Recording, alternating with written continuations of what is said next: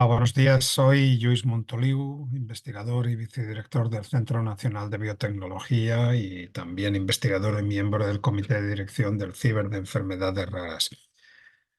Debería estar con vosotros hoy en León, celebrando estas jornadas del síndrome de Sjögren, pero me ha sido imposible. Estoy en Heidelberg debido a una serie de situaciones y problemas logísticos. Estoy en Heidelberg, en Alemania, donde acabo de estar en otro congreso, en otro simposio. Me va a ser imposible llegar a tiempo a León, pero no he dejado de poder estar con vosotros y por eso he decidido grabaros este vídeo, que no es exactamente la misma charla que teníais pensado recibir en vivo y en directo, pero se acercará a ella y por lo menos de los temas que queríais hablar, pues podremos hablar en esta charla. Sin más dilación, paso a compartir directamente la pantalla. Efectivamente, aquí, como tenéis, pues lo que vamos a hablar es de las nuevas terapias génicas para tratar las enfermedades raras.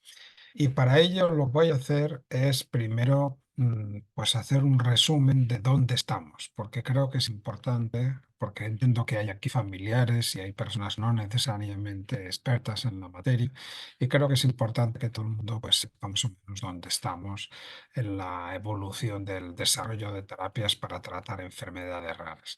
La terapia génica empezó hace unos 30 años y básicamente pues todo el mundo pensaba que sería coser y cantar. Sería un gen que tenemos una mutación así con un asterisco y que básicamente pues corregiríamos esa mutación y el gen volvería a funcionar correctamente.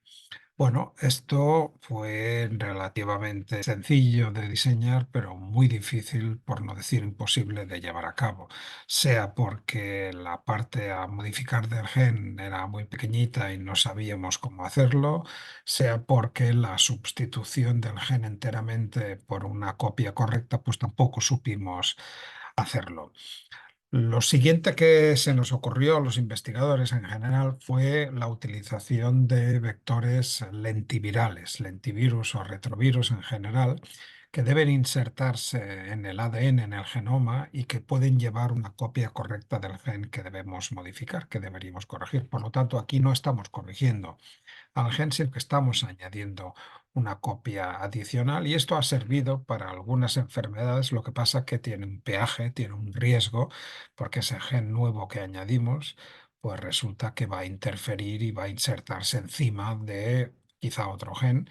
Por lo tanto, para solucionar un problema podemos generar otro y este es el problema de la inserción mutacional que conlleva el uso de estos vectores lentivirales o retrovirales.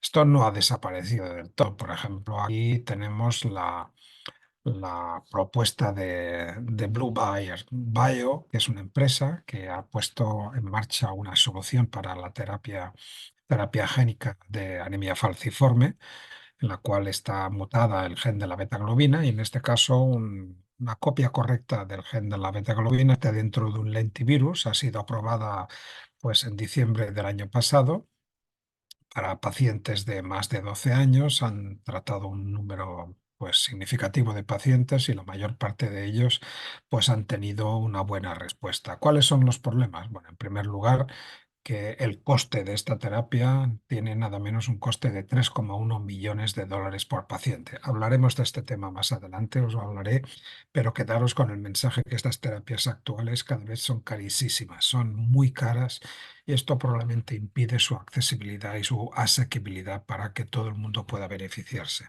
El segundo de los problemas es lo que pone al final, es el riesgo de desarrollar pues, situaciones malignas, hematológicas, que quiere decir tumor de sangre.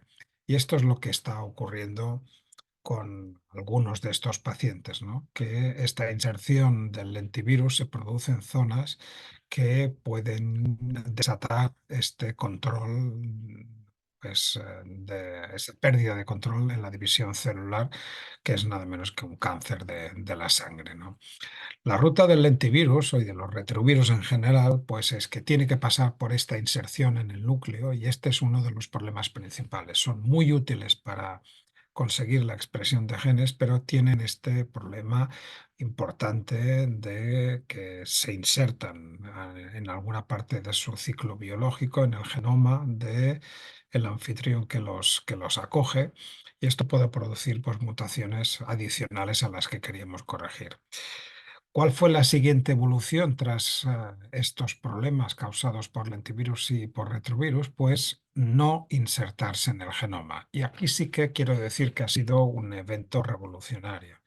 Estamos hablando tanto de los adenovirus, como en particular de los virus adenoasociados, a los AAVs, que los habréis visto mencionar, en los cuales son plásmidos en el sentido de que son moléculas de ADN circulares que se mantienen flotando dentro del núcleo y que contienen la copia del gen correcto que queremos utilizar, pero que no se insertan en el genoma. Por lo tanto, no tienen el problema de los lentivirus y los retrovirus de mutagénesis insercional.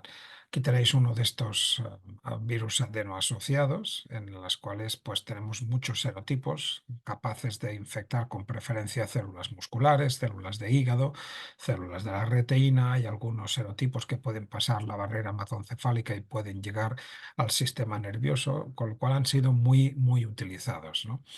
Aquí tenéis el ciclo de virus de uno de estos, el ciclo de vida de uno de estos virus adenoasociados, que en ningún momento se inserta directamente en el genoma, sino que se mantiene como esta molécula circular dentro del núcleo que llamamos episoma. Esto tiene una garantía adicional y en principio esto hace que estos virus puedan administrarse una sola vez y si todo va bien, pues el resto de la vida del paciente pues se mantenga la expresión correcta del gen. Ejemplos de estos son, por ejemplo, Luxturna. Luxturna es uno de las pocas terapias génicas basadas en virus adenoasociados que ha sido aprobada también en España, relativamente reciente. Esto se insertó, hay un error, se trató por vez primera en el 12 de octubre en 2022, pero fijaros que en Estados Unidos estaba aprobado desde el 2017 y por la Agencia Europea del Medicamento en 2018. El coste es importante, son 345.000 euros por cada ojo y como solemos tener dos ojos, pues resulta que el coste va a ser 690.000, unos 700.000 euros para este tratamiento. Este es un tratamiento que sirve para diferentes enfermedades degenerativas de la retina que cursan con la falta de expresión del gen RPE65, que es el que está incluido dentro de estos virus, ¿no? Esta es una terapia que ha funcionado y que sigue administrándose sobre todo a pacientes pediátricos, pero que tiene este problema de coste, que es un problema importante. Si nos preguntamos cuántas terapias hay aprobadas actualmente en Europa, la verdad es que la lista es relativamente corta, son apenas 15 productos y son los que tenéis ahora aquí en pantalla, y entre ellos está Casgevy, que es la única terapia aprobada hasta el momento que ya ha sido aprobada tanto en Reino Unido como en Estados Unidos como por la Agencia Europea para tratar la anemia falciforme y la beta-talasemia a través de las herramientas CRISPR de edición genética, que son el futuro y que para eso me voy a dedicar un poquito más. Sabéis que estas herramientas derivan en origen de un sistema de defensa de las bacterias que usan para defenderse de los virus y de los plásmidos que pueden acecharlas. Sabéis que este sistema inmunitario de las bacterias y de las arqueas lo descubrió el microbiólogo español Francis Mojica de la Universidad de Alicante y que después otros investigadores, en particular dos investigadoras, Emmanuel Charpentier y Jennifer Doudna, lo convirtieron en el sistema de edición genética que conocemos actualmente y que sirve pues para prácticamente todo lo que nosotros queramos, ¿no? Desde cortar, insertar, reemplazar, modificar, marcar, modular, pues prácticamente el límite está en nuestra imaginación, tanto en biología como en biotecnología, como en biomedicina. Es una herramienta que en origen servía a las bacterias para defenderse de los virus, pero que la hemos convertido en una herramienta para editar cualquier gen de cualquier organismo. Esta fue la herramienta que presentaron estas dos investigadoras que ganaron el Premio Nobel de Química en 2020 precisamente por esta propuesta. Nos hubiera encantado que Francis Mojica hubiera estado en la terna, pero no fue así. Y así se escribe la historia. Francis fue el que les dio la idea.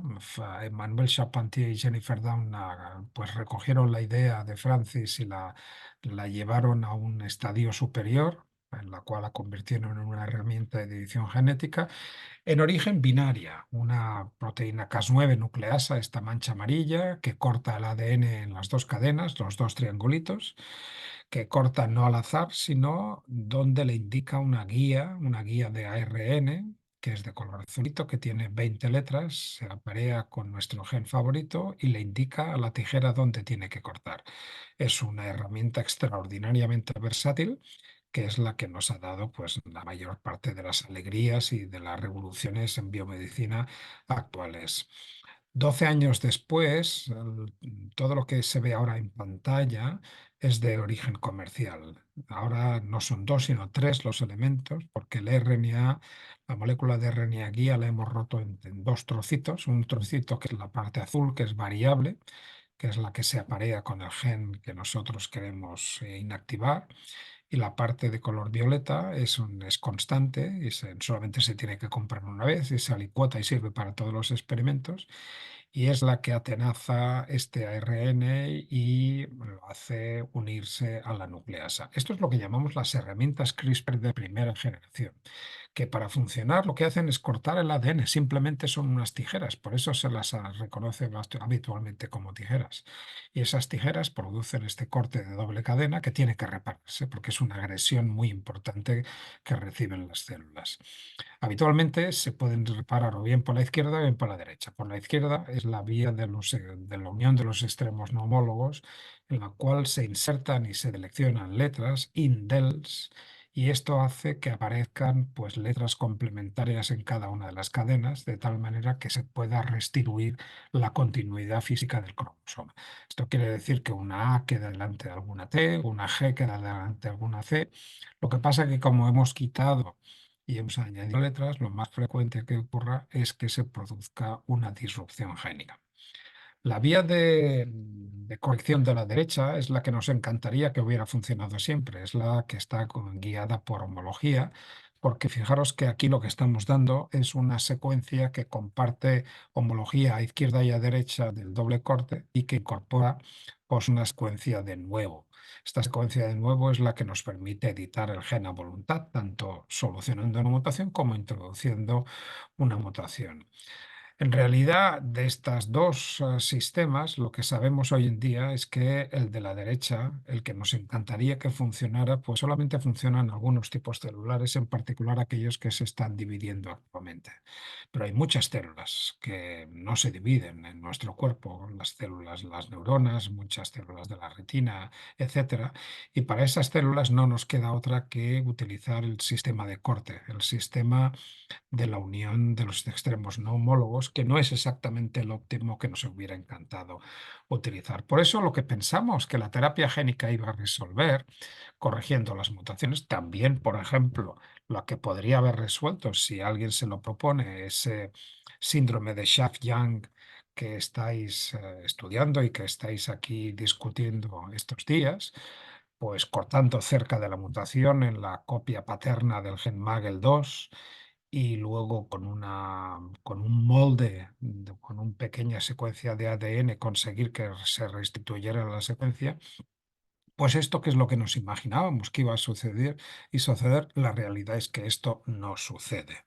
La realidad es que las herramientas CRISPR hasta el momento solamente se han utilizado o mayormente se han utilizado, si no podemos cambiar la mutación, lo que sí podemos es inactivar, que es otra manera de curar, porque hay veces que la expresión anómala de un gen es la que es la causa original de esa patología, por lo tanto no vamos a poder corregir esa mutación, pero sí que podemos eliminar ese gen para que no se exprese adecuadamente.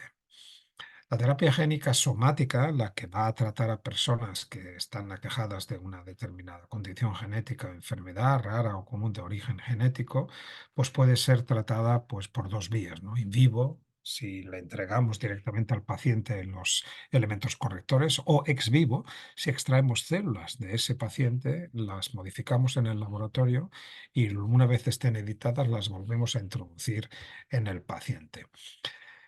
Fijaros que hay casi o más de 2.500 ensayos de terapia génica que están activos, que están reclutando pacientes en todo el mundo. Por lo tanto, hay muchísimos ensayos clínicos y es importante que visitéis periódicamente esta base de datos de clinicaltrials.gov de Estados Unidos, de los Institutos Nacionales de Salud de Estados Unidos, porque es la mejor manera de estar informados de cualquier propuesta de terapia génica o de terapia de cualquier tipo celular que pueda proponerse, pueda lanzarse para ensayar clínicamente y que, bueno, pues uno puede escribir a los promotores, a los investigadores y puede sugerir pues que nuestro hijo sea uno de los candidatos a ser testado en esos ensayos clínicos. Es muy importante. Hay unas 2.500. De ellas aproximadamente unas 100, 100, 101, esto va subiendo cada día o cada semana, pues se refieren a terapias basadas en las herramientas CRISPR. Por lo tanto, las herramientas CRISPR, al menos en un centenar de ocasiones, ya están llegando a la clínica y, como veremos a continuación, ya son una realidad. Lo más fácil para CRISPR es romper un gen. Romper un gen se convierte en la situación más habitual y esto es lo que hacen las herramientas de primera generación, ¿no?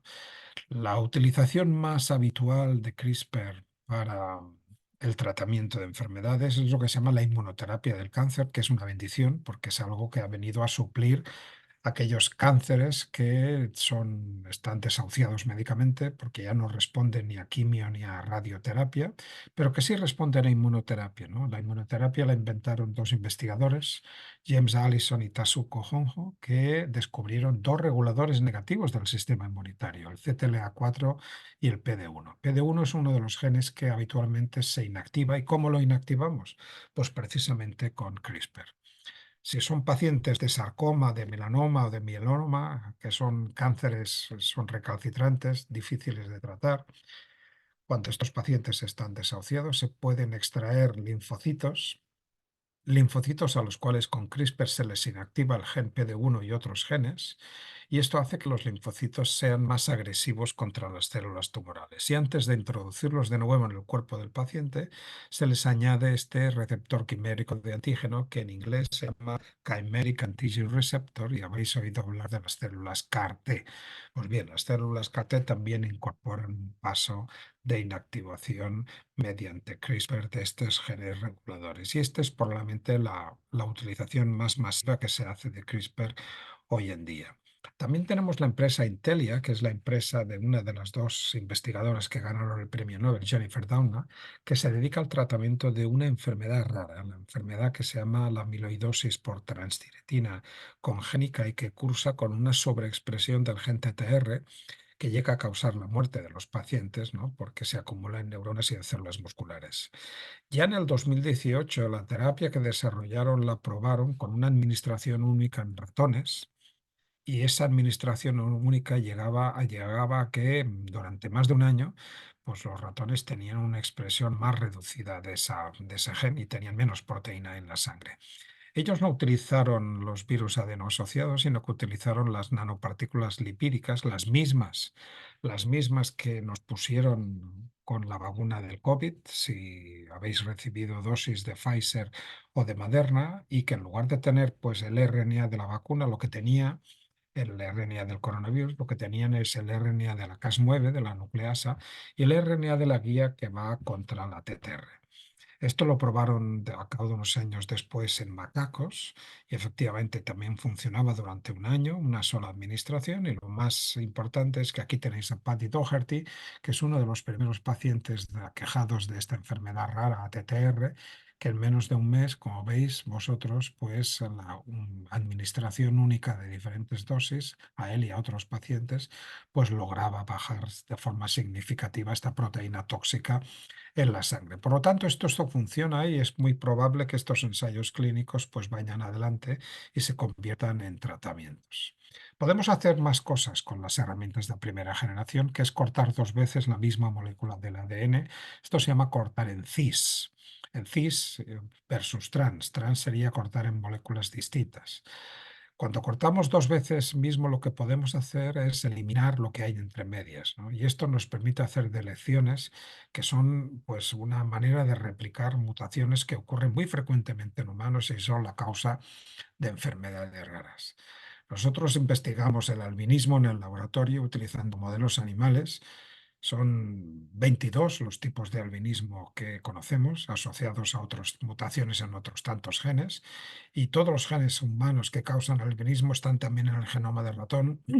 Por eso podemos replicar estas situaciones que vemos tras diagnosticar a nuestros pacientes, las podemos replicar en los ratones para estudiarlas con mayor facilidad. Ya sabéis que en el albinismo lo que les preocupa a estos pacientes no es su pérdida de pigmentación, que pueden protegerse pues, de diferentes maneras, con crema, estando a la sombra, con un sombrero, con ropa adecuada, sino la visión tan reducida que tienen. Son ciegos legales, tienen una agudeza visual inferior al 5% debido a una serie de defectos anatómicos. Lo que hemos estado investigando a lo largo de los años son las diferentes regiones reguladoras del gen de la tirosinasa, en particular del locus del ratón, y hemos encontrado estas diferentes secuencias que regulan la expresión del gen, pero que no sabíamos cómo evaluar su relevancia hasta que no descubrimos las CRISPR, porque lo que podemos hacer es cortar antes y después, favorecer la delección de ese elemento regulador y ver cuál es su efecto. Y como veis, pues es un efecto directo, ¿no? No hay que ser muy experto en la materia para darse cuenta que el ratoncito que está encima del negrito, pues es un ratoncito gris, un ratoncito que tiene menos expresión. El gen está intacto, pero le hemos eliminado una de estas secuencias reguladoras que evidentemente es relevante porque sin estas secuencias reguladoras pues se nota el efecto de la pérdida de expresión del gen. Esto también se ha conseguido con la amaurosis congénita de Leber de tipo 10, que está asociada a mutaciones en el gen CEP290, y todo lo ha hecho la empresa Editas, que entre otros también está asociado con el investigador Feng Zhang. Feng Zhang fue el investigador que validó las propuestas de Charpentier y de Duma en enero de 2013 y fue el primero que probó junto con George Church que estas herramientas CRISPR realmente funcionaban para editar genes en células humanas y células de animales. En este caso, lo que se consigue es eliminar una secuencia críptica que está en los intrones de este gen CEP290 y al eliminarla se puede procesar bien y ya no se saltan los exones y ya se puede obtener una proteína totalmente adecuada. Esto se ha probado ya directamente en pacientes.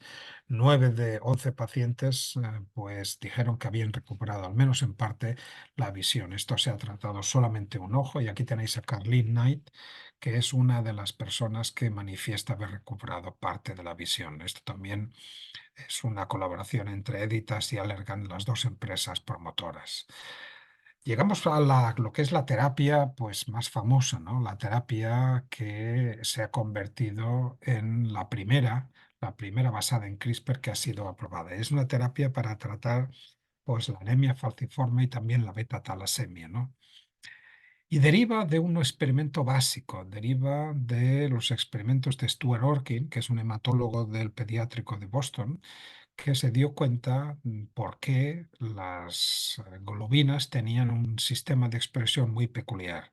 Sabéis que la hemoglobina tiene dos cadenas alfa y dos cadenas beta, pero cuando estamos desarrollándonos como fetos, la cadena beta no existe como tal, sino que existe en forma de cadena gamma. Y cuando somos embriones al inicio de la gestación, existe como cadena épsilon.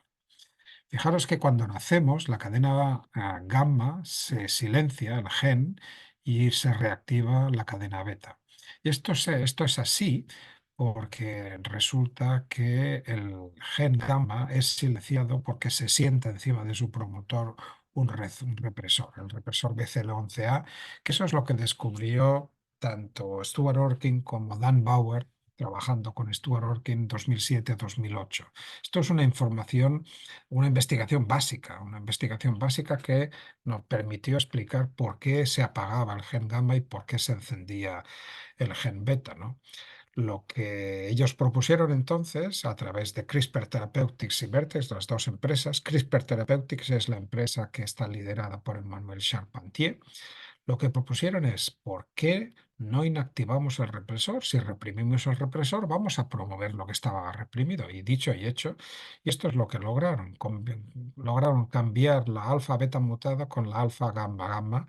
Y esto no solamente restituyó la función de la hemoglobina, que ahora pasaba a ser hemoglobina fetal circulando en adultos, sino que también cambió la forma de los hematíes, de los glóbulos rojos. Esa beta mutada se aglomera, se apelotona, se apelmaza, genera polímeros. Esto hace que el glóbulo rojo tenga una forma de media luna y esto pues oblitere, ocluya los diferentes capilares sanguíneos. Mientras que si eliminamos esos acúmulos de beta, pues recuperamos la forma original del glóbulo rojo y ya no se producen estas microembolias por todo el cuerpo, ¿no? Una embolia en el corazón es un infarto de miocardio, una embolia en la cabeza es un ictus, ¿no? Estas personas tienen un elevado riesgo, además de necesitar transfusiones periódicas y estar expuestas a dolores terribles cada vez que se produce una de estas embolias en alguna parte de su cuerpo. Esta es Victoria Gray, la primera paciente que se trató. Y aquí tenéis su sangre durante 18 meses, como en color verde va disminuyendo, que es la beta globina, y el color azul va aumentando, que es la gamma globina. Eh, Hay ya como 29 pacientes, seguramente más ahora, de los 30 que han sido tratados, que han dejado de tener estas crisis oclusivas durante al menos 12 meses, lo cual es un éxito rotundo. Os preguntaréis cómo funciona el sistema de las globinas, y esto es algo que conocimos desde hace muchos años, desde los años 90, ¿no? Las células de la sangre que están encargadas de sintetizar hemoglobina, pues están gobernadas por este locus, el locus beta, en el cual tenemos una serie de elementos que controlan todo el locus, que es una región controladora del locus. Y fijaros que en orden están situados en azulito el gen embrional, en verde el gen fetal y en amarillo pues los genes de adultos. Inicialmente los genes se dejan regular por este enhancer, por este potenciador en base a su proximidad. El más próximo es el gen embrional y por eso la primera beta globina que aparece es la beta epsilon, que es la que se manifiesta en los primeros días y semanas de gestación. Después, este gen epsilon es reprimido y al ser reprimido, el siguiente que está más cerca y que puede interaccionar con el enhancer es el gen gamma, que es el que va a actuar durante todo el desarrollo fetal hasta que aparece el nacimiento, la inactivación de ese gen gamma y el siguiente en la lista pasa a ser directamente el beta globina de adultos. Claro, si ahora nosotros estamos eliminando el bloqueo de la cajita verde, el bloqueo de los genes gamma, pues estos genes gamma van a competir por tan más cerca que los genes beta por el enhancer y este es el que se va a acabar funcionando. Como os decía, esta es la primera terapia aprobada tanto en Reino Unido, primero, 16 de noviembre, el 8 de diciembre en Estados Unidos, 15 de diciembre la Agencia Europea del Medicamento recomendó su autorización, que esto ocurrió el 12 de febrero. Pero en España todavía esto no es posible. ¿Y por qué no es posible? Pues por algo que se quejan mucho mis compañeros médicos, porque en España para que una de estas terapias aprobadas por la Agencia Europea del Medicamento pueda administrarse, se le tiene que fijar un precio. Un precio de administración que fija una comisión que está en el Ministerio de Sanidad, una comisión de farmacia, y si no hay un precio, y ese precio lo determinan entre la administración y la empresa promotora, pues no se van a poder administrar esas drogas en este país, ¿no? Y esto es algo que enlentece mucho la situación, porque una terapia aprobada puede tardar meses y a veces años hasta que no es finalmente administrada porque no se han acordado un precio adecuado. Lo único que sabemos de esta terapia, de nuevo, es que tiene un precio extraordinario, 2,2 millones de dólares por paciente Y bueno, esto es algo que da que pensar porque hay 400.000 personas al año que nacen con anemia falciforme, 300.000 de ellas solamente en África. Y claro, uno se pregunta si estos precios van a poder ser sufragados por todas estas personas. Bueno, la realidad es que tanto para beta talasemia como para anemia falciforme son bastantes las limitaciones para que una persona con alguna de estas dos enfermedades pueda acceder este tratamiento. Y de hecho, José Antonio Molina y Elena Cela, que son dos hematólogos españoles, en el Congreso Mundial de Bioética, pues presentaron unos datos que son pues un poco clarificadores, ¿no? En España, ¿cuánta gente podría beneficiarse? Hay varios miles de personas con anemia falciforme, pero registrados en el Registro Español de Hemoglobinopatías y Anemias Raras, pues apenas hay unos 1.200, ¿no? Y de hecho, con anemia falciforme y seguimiento activo, 700, y que llevan la mutación detectada unos 517. Que hayan tenido alguna crisis oclusiva, hay unos 129, y que tengan al menos dos eventos vasooclusivos, 39. Por lo tanto, fijaros, a pesar de haber varios miles de personas que podrían beneficiarse debido a las limitaciones de esta terapia, seguramente van a ser pocas decenas las personas que podrán beneficiarse de este tema. Esto es un tema complejo, un tema que yo creo que los pacientes y las asociaciones de pacientes tenéis que discutir, y sois vosotras quienes tenéis que alzar la voz junto con nosotros, los médicos y los investigadores, ¿no? Es un problema de vulneración del cuarto principio de la bioética, que es el principio de justicia, que nos recuerda que toda aquella terapia que desarrollemos tiene que estar disponible para todo el mundo que la necesite, no solamente para aquellos que la puedan sufragar. Es un tema de accesibilidad y de asequibilidad. Es un tema de equidad, de justicia, ¿no? Este es un tema que también hemos discutido junto con John Rueda y Íñigo de Miguel. Íñigo de Miguel lo conoceréis, son juristas, Íñigo de Miguel del País Vasco, él es miembro del Comité de Bioética de España. Y básicamente en este artículo que acabamos de publicar en CRISPR Journal, pues lo que discutimos es que los precios tienen que ser asequibles, y esto tiene que ser un imperativo ético, tiene que ser un imperativo moral. O sea, no puede ser que llevemos años anunciándoles a las asociaciones de pacientes que van a tener pronto una terapia disponible y que cuando lleguen estas terapias lleguen a unos precios exorbitados, unos precios que no puedan ser financiados, ¿no? Está claro que estas terapias van a bajar de precio. Probablemente el origen de estos precios pues, es debido a de dónde viene la inversión para realizar la producción de estas terapias. Muchas de estas terapias la hacen empresas pequeñitas, empresas biotecnológicas o farmacéuticas pequeñitas que reciben muchísimo dinero de fondos de inversión, que hasta antes de ayer estaban invirtiendo en campos de golf o en edificios de apartamentos, y ahora se dan cuenta de que la terapia génica funciona y quieren invertir, pero claro, al año siguiente o en 2 años quieren recuperar el doble o el triple de lo que han invertido. Y por eso están poniendo estos precios tan descomunales, ¿no? Probablemente esto vaya a bajar, pero deberemos luchar con ello y deberemos plantear este imperativo ético para reflexionar, porque si no, realmente es muy decepcionante. Será extraordinariamente decepcionante tanto para pacientes como para investigadores que hayamos resuelto científicamente estas enfermedades, pero que no podamos tratarlas porque tienen un precio demasiado alto. Soluciones, las hay.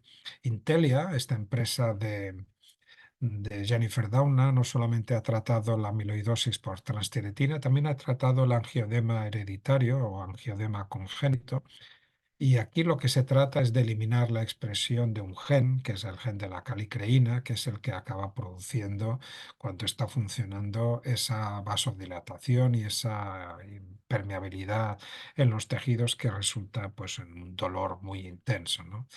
La eliminación de la calicreína, de hecho, es bastante similar a la eliminación de la TTR. Fijaros lo que han propuesto en Intelia. Ellos utilizan estas nanopartículas lipídicas y utilizan el RNA de la Cas9 dentro. Por lo tanto, estos son dos componentes que pueden reutilizar para las dos enfermedades. Y el único componente que varía es el de la guía de RNA, que en un caso sirve para atacar al gen TTR y en otro caso sirve para atacar al gen de la calicreína. Por lo tanto, esta es una, no es la única, pero es una de las maneras que les ha permitido a Intelia pues probablemente bajar el coste de producción de estas terapias a un 10% del precio habitual. Todo esto empezó en el año 2016, cuando tres grupos pues, demostraron que CRISPR podía tratar pues, una distrofia muscular de Duchenne en un modelo de ratón que es el modelo MDX, que como veis, respecto al silvestre, a la izquierda, pues no tiene distrofina. Y lo que hicieron estos tres grupos de forma independiente, y esto da robustez al desarrollo, pues lo que consiguieron fue eliminar un exón patogénico, pues cortando antes y después del exón, y con ello restituyeron la expresión de distrofina en un 15 o un 20%. Al cabo de un par de años, esto lo repitieron en perros Beagle. Lo que pasa que la eficiencia de corrección era extraordinariamente variable, entre un 3 y un 92, que es tanto como decir entre un 0 y un 100, que es tanto como decir que unas veces me funciona y otras veces no me funciona. Y esto es algo a tener en cuenta. ¿Qué otras cosas podemos hacer con las CRISPR? Pues lo que podemos hacer es eliminar su capacidad de corte de una de las dos cadenas o de las dos, generando nicasas y la Cas9 muerta o dead Cas9 en inglés. Y esto lo que hace es convertir una nucleasa que inicialmente corta dos cadenas a cortar una y después a cortar ninguna, y el cortar ninguna sigue posicionando este complejo en un sitio del genoma, lo cual lo convierte en un sistema perfecto para reactivar o para silenciar un gen. Por ejemplo, reactivar un gen si le añadimos a este complejo un sistema de reactivación, y esto sería el uso epigenético por encima de la genética de las herramientas CRISPR.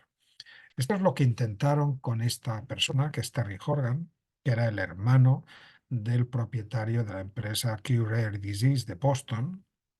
Esto es lo que se llama una terapia de un solo paciente, que yo discuto siempre mucho, porque no aprendemos nunca nada. Si sale todo bien, pues todo el mundo contento, pero no sabemos por qué ha funcionado. Si sale mal, pues tampoco sabremos por qué ha salido mal, porque no tenemos nada con qué comparar, ¿no?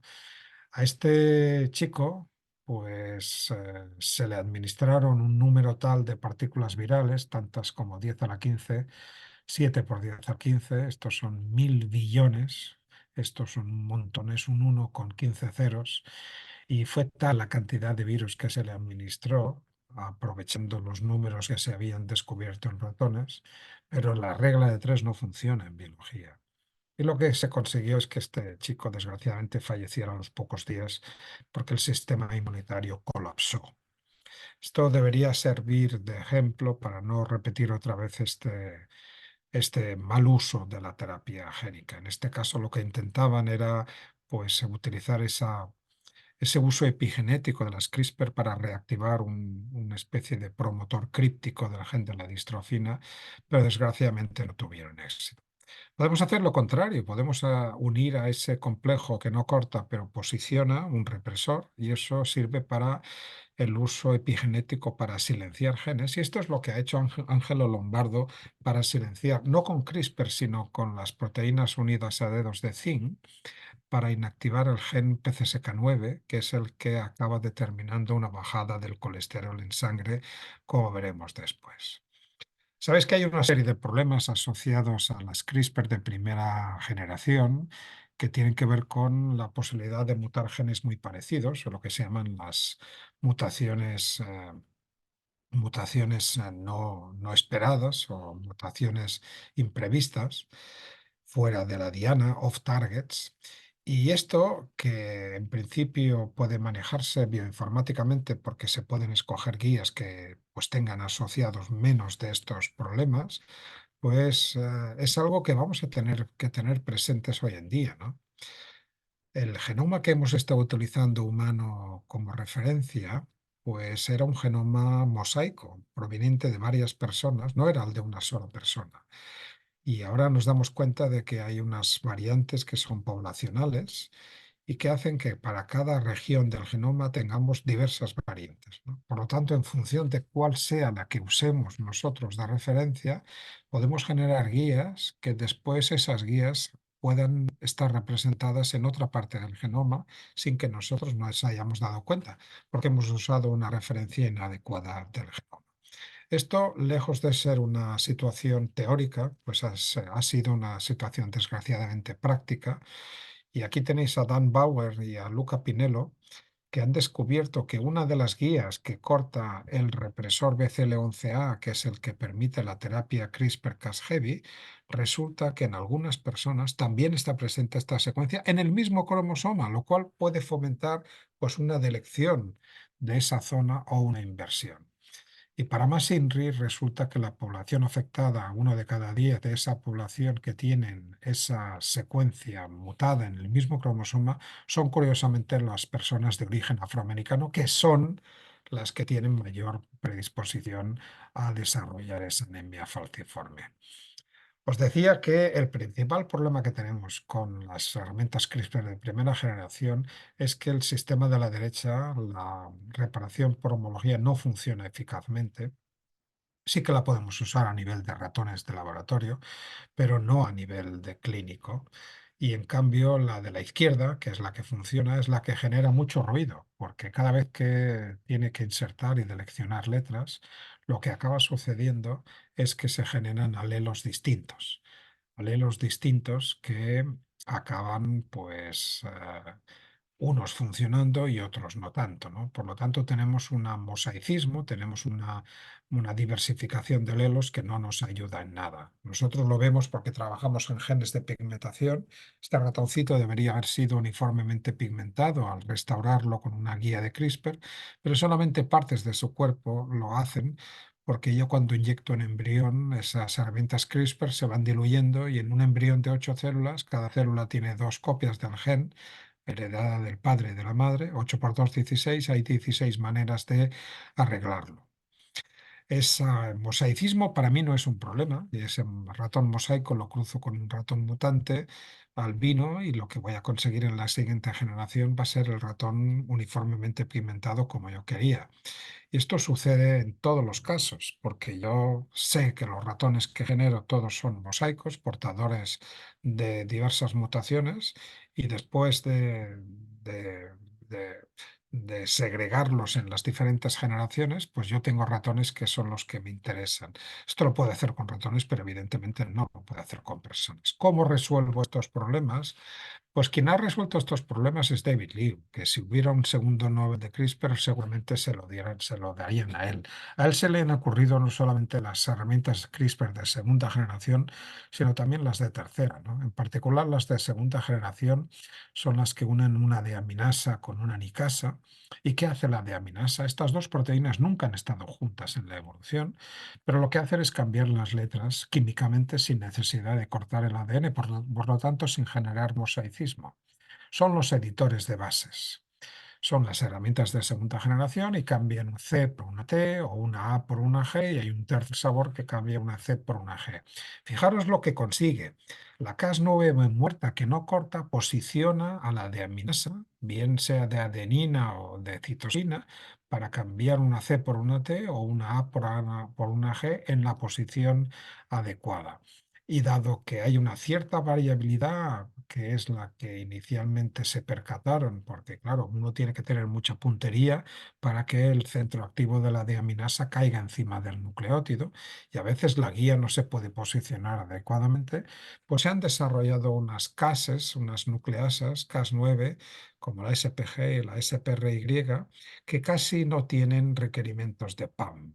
PAM es esta secuencia que no está dentro de la guía y que las bacterias usan para no digerir su propio genoma. Acordaros que las CRISPR tienen una copia de un fragmento del genoma del virus en su genoma y eso es lo que les permite detectar cada vez que el virus quiere volver a entrar. Pero ese fragmento no está cogido al azar, está cogido al lado de una secuencia, que es la secuencia, este motivo adyacente del protoespaciador, que es lo que para nosotros es una limitación biológica. No podemos poner las guías donde queramos, a no ser que usemos estas Cas que son sin PAM y que nos permiten casi casi moverlas de nucleótido a nucleótido hasta conseguir posicionar la deaminasa encima de donde queremos. Esto se ha hecho con éxito en modelos de ratón de en este caso de fenilcetonuria, en modelos de ratón también de anemia falciforme y por ejemplo también se ha hecho para disminuir la expresión de PCSK9. El PCSK9, ¿cómo se puede eliminar la expresión de con los editores de base? Pues cambiando un codón que codificaba antes por un aminoácido por un codón de stop, con lo cual se consigue una proteína que se detiene prematuramente.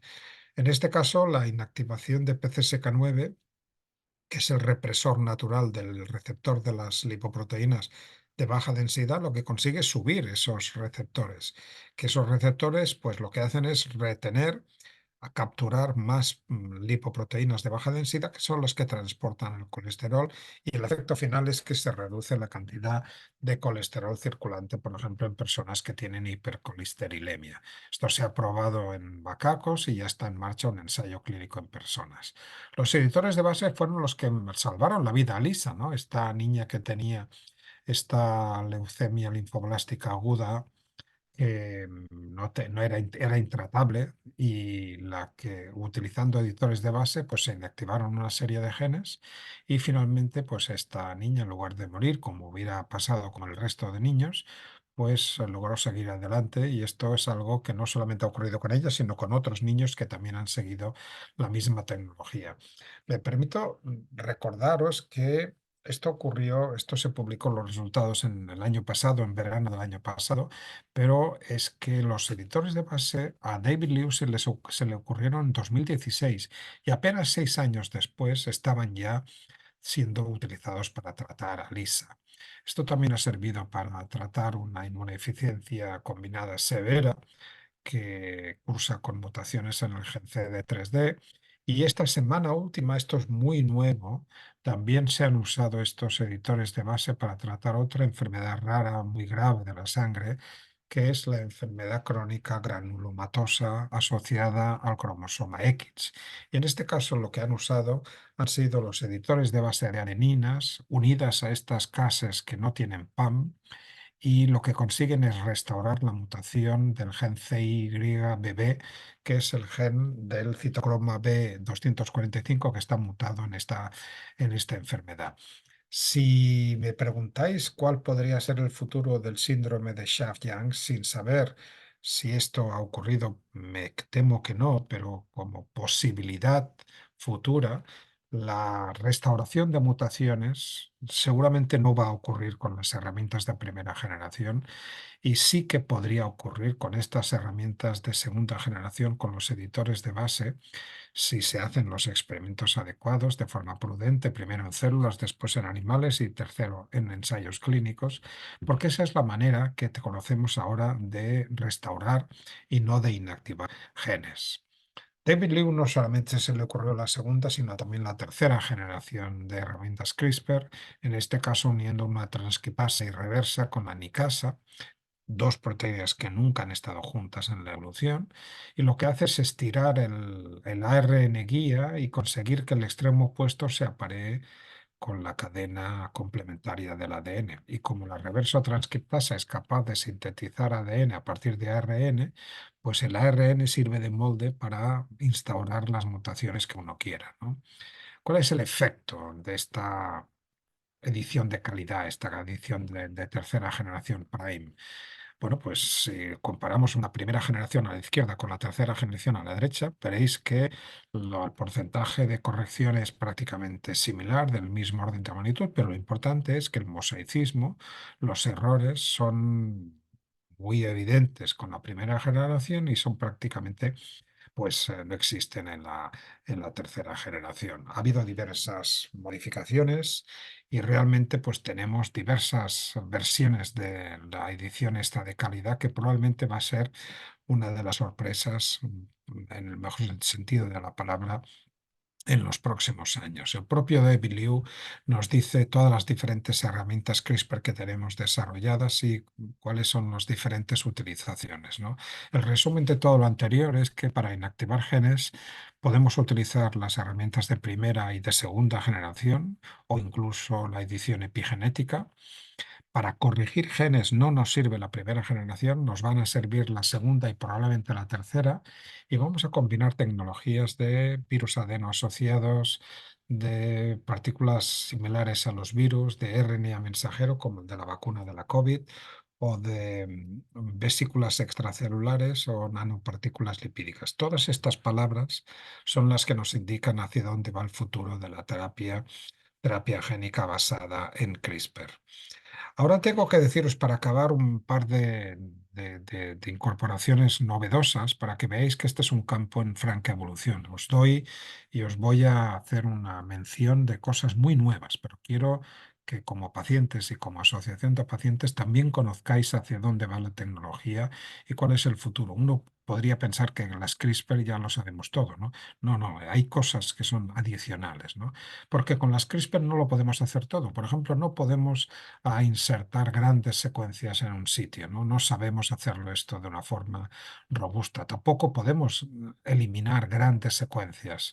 A veces hay duplicaciones o se necesitan inserciones, sobre todo en síndromes, en enfermedades raras sindrómicas, y no sabemos cómo asumirlas con CRISPR, ¿no? Tampoco sabemos garantizar las inversiones, ¿no? ¿Por qué os planteo esto? Pues porque las CRISPR, como no podía ser de otra manera, también tienen limitaciones.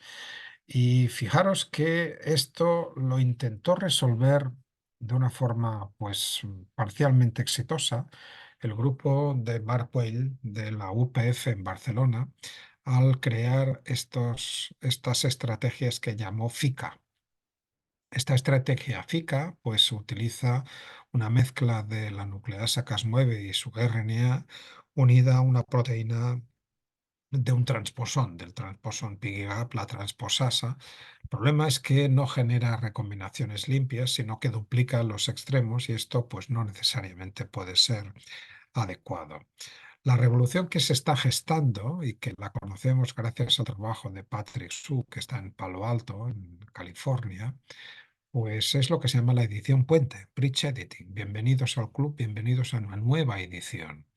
En este caso es una pequeña recombinasa que usa un ARN que es dual. Y es dual porque tiene secuencias complementarias al sitio de partida y al sitio de llegada. Por lo tanto, es capaz de cortar de un sitio y llevar esa misma secuencia a otro. Casi que es la herramienta ideal que nos encantaría utilizar, ¿no? Directamente, esta es la herramienta que se ha descrito hace unas pocas semanas. Es muy pequeñita, tiene una recombinasa. Fijaros que la Cas9 de Streptococcus pyogenes tiene pues, más de 1.300 aminoácidos y esta recombinasa dentro de estos transposones chiquitines que se llaman en IS, de secuencias de inserción, pues apenas tiene 300 aminoácidos y la molécula de ARN dual que tiene estas dos secuencias pues es también pequeñita, ¿no? Con lo cual tiene una capacidad tremenda, ¿no? De momento solamente se ha probado en bacterias, pero esto es capaz de movilizar secuencias de una forma regulada y se puede programar. No solamente podemos utilizar esas secuencias que están en origen en la bacteria, sino que podemos poner la que queramos y entonces el gen saltará a la secuencia que nosotros le hayamos indicado.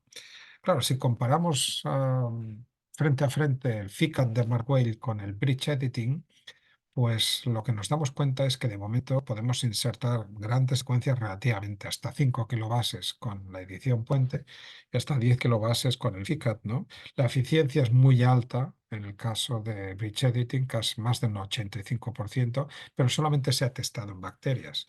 La eficiencia es menor en el FICAT, pero ya funciona en ratones y en humanos, ¿no? Lo que genera el problema fundamental en FICAT es que duplica todas unas secuencias en los extremos, y mientras que el bridge editing apenas lo duplica solamente dos letras. Lo que es preocupante todavía en la primera versión del bridge editing es que un 30% de las veces se equivoca, una de cada tres veces se equivoca. Y esto es algo que evidentemente tendrá que cambiar. Deciros también que Matthew Porteus, cuando hace unos pocos años estudiaba la utilización de estas herramientas CRISPR para tratamiento, se percató de que estábamos utilizándolas derivadas de bacterias que son patogénicas, como Streptococcus pyogenes y Staphylococcus aureus, que causan pues otitis, laringitis o diferentes infecciones hospitalarias. Y él especuló que probablemente muchas personas tendríamos anticuerpos o tendríamos células T, linfocitos contra estas bacterias y contra sus componentes, también contra sus componentes CRISPR. Y estaba en lo cierto, la mayor parte de nosotros tenemos anticuerpos.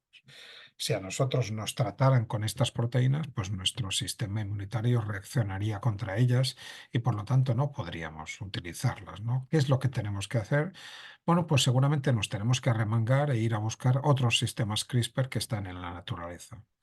Hay un montón de sistemas CRISPR en la naturaleza que están por identificar. Esto ha hecho que se busquen CRISPR en zonas donde existan bacterias o arqueas que no hayan tenido casi contacto con el género humano, con las personas, ¿no? Por ejemplo, el desierto de Atacama o la Antártida o la fosa de las Marianas o el parque Yellowstone. Esto es cierto y realmente les está funcionando. Nosotros lo que hemos hecho con Francis Mojica es fijarnos en una laguna que tiene detrás de su casa en Elche, Francis, en el Hondo, y hemos sacado un sistema CRISPR nuevo, con lo cual, fijaros, no hay que irse al otro lado del mundo. En el geranio que tenemos plantado en el balcón de nuestra casa podemos tener bacterias con sistemas CRISPR novedosos que están por identificar. Y aquí hemos identificado esta Cas9 de El Hondo que puede tener pues también su utilidad. Y luego nos hemos planteado cuál sería el aspecto que tendrían los sistemas CRISPR de hace millones de años, ¿no? De bacterias ancestrales, ¿no? El problema es que el ADN más antiguo que conocemos, que se detectó en Groenlandia, tiene apenas 2 millones y no nos podemos ir a decenas, centenares o miles de millones porque químicamente el ADN ya no existe, ¿no? Entonces, ¿cómo hacemos para llegar a estas bacterias ancestrales? Bueno, pues lo que hacemos es, dentro de lo que es la historia del planeta, fijaros que el planeta tiene 4.500 millones de años, hace 3.500 millones de años aparecieron las primeras células procariotas, hace 1.850 las primeras eucariotas, hace unos 580 millones de años aparecieron pues, los mayores grupos de animales que llegan a la actualidad. Y hace 65 millones de años se extinguieron pues, la mayor parte de dinosaurios, menos unos que acaban volando, que son las aves, que son pues, pues los dinosaurios actuales, ¿no? Entonces nos preguntamos si era posible generar pues, proteínas Cas de 37, 137, 200, 1000 y 2600 millones de años. Claro, ¿esto cómo lo podemos hacer? Pues gracias a que hicimos una colaboración con Raúl Pérez Jiménez, que es un paleoenzimólogo, hay gente así, hay gente que se dedica a estudiar enzimas de la antigüedad y lo que aplicamos es un protocolo de resurrección de proteínas ancestrales, utilizando el método de la máxima verosimilitud, partiendo de una colección de secuencias actuales y dándosela a un supercomputador para que calculara el ancestro más probable, que explicara la variabilidad actual y una vez calculado ese ancestro, que fuera generaciones atrás y consiguiera el ancestro del ancestro y el ancestro del ancestro y con una línea de tiempo pues llegar a tener pues proteínas de hace 37 hasta 2.600 millones de años, ¿no? Bueno, lo sorprendente de esto es que estas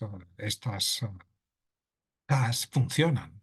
En rojo tenéis la de referencia de Piógenes, de color violeta tenéis la que tiene solo 37 millones de años y funciona al 60%. En naranja tenéis la que tiene 137 millones de años y funciona al 80%. Y tanto en amarillo como en verde tenéis las que tienen 200 y 1000 millones de años y funcionan al 40%, que lo cual no es moco de pavo. Con lo cual, fijaros que es posible utilizar otros sistemas CRISPR-Cas, ¿no? Esto lo acabamos publicando a principios del año pasado y es una colaboración entre diversos grupos en la cual pues vimos que no solamente nos tenemos que contentar con las CAS actuales, sino que podemos echar mano de las CAS de antiguas. Bueno, pues aquí he llegado y he estado exactamente una hora y espero que os haya servido. No voy a poder participar en la mesa redonda. Si tenéis preguntas me encontráis muy fácilmente y pues nada, os deseo que acabéis esta jornada del síndrome de Shabyan pues lo más exitosamente posible y a mí me encontráis muy fácilmente por email, por teléfono, donde queráis y podéis resolver cualquier duda. Este es mi grupo de laboratorio y las diferentes instituciones que nos den dinero para trabajar, con las cuales estamos muy, muy agradecidos. Dejo de compartir la charla y os digo ahora que muchísimas gracias a todos por vuestra atención y espero que esta charla pues, os haya servido de algo.